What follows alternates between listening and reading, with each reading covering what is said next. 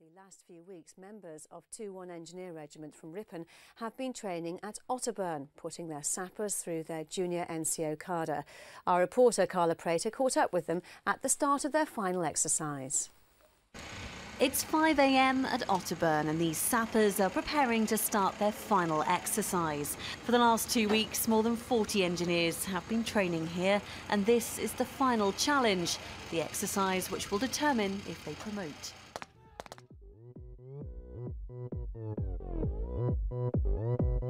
오빤 강남 스타일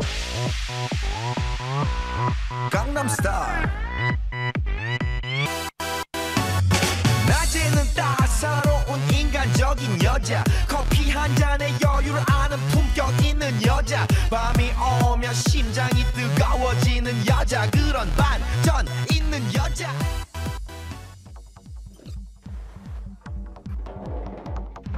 If you're looking for a life full of variety and you want to learn skills that are just as valuable in civilian life as they are in the army, then the Royal Engineers is the core for you. I think the diversity is what attracted me to the Royal Engineers. We're looking for men and women who are practical, who are technically minded, and who want to learn new skills and keep learning. You can have your trade, you can have your combat side, and you're always an infantry affair, so I get all three in one. As soldiers, combat engineers and artisans, Royal Engineers are everywhere, doing everything. Everybody always wants the engineers. You're one of the most useful assets. 오빤 강남 스타일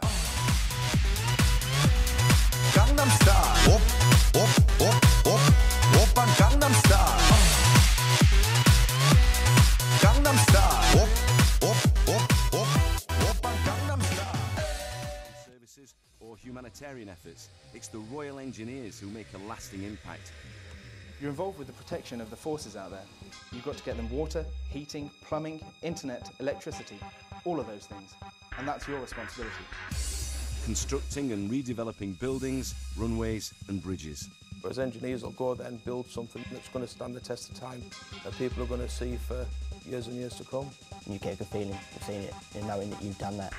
We ensure that our forces, or the people we're protecting, can live, For the families gathering on the streets of Ripon, this is the sight they've been longing for, their loved ones home again after 6 months in Helmand. For the 400 soldiers on parade, this is also an emotional homecoming. Yeah, I feel really good. It's nice to be appreciated for the job you do out there. Try to concentrate on marching, but you can hear the crowd and you can hear all the applause and stuff like that, and it was really, really good. Wonderful to be here to share their homecoming, and as I say, very proud of all of them. Proud to be British. How does it feel to have him home? Oh, a great relief. It's been extremely stressful.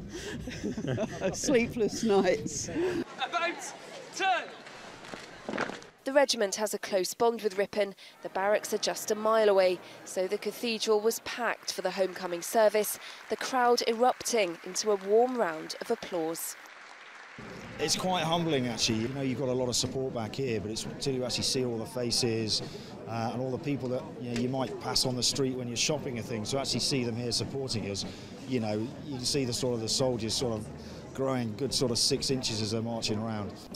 For the regiment, it's been a gruelling 6 months in Helmand. The focus on transition from ISAF to the Afghans kept them very busy across the province. The regiment worked tirelessly in Afghanistan, closing and transferring 33 bases over to the Afghans.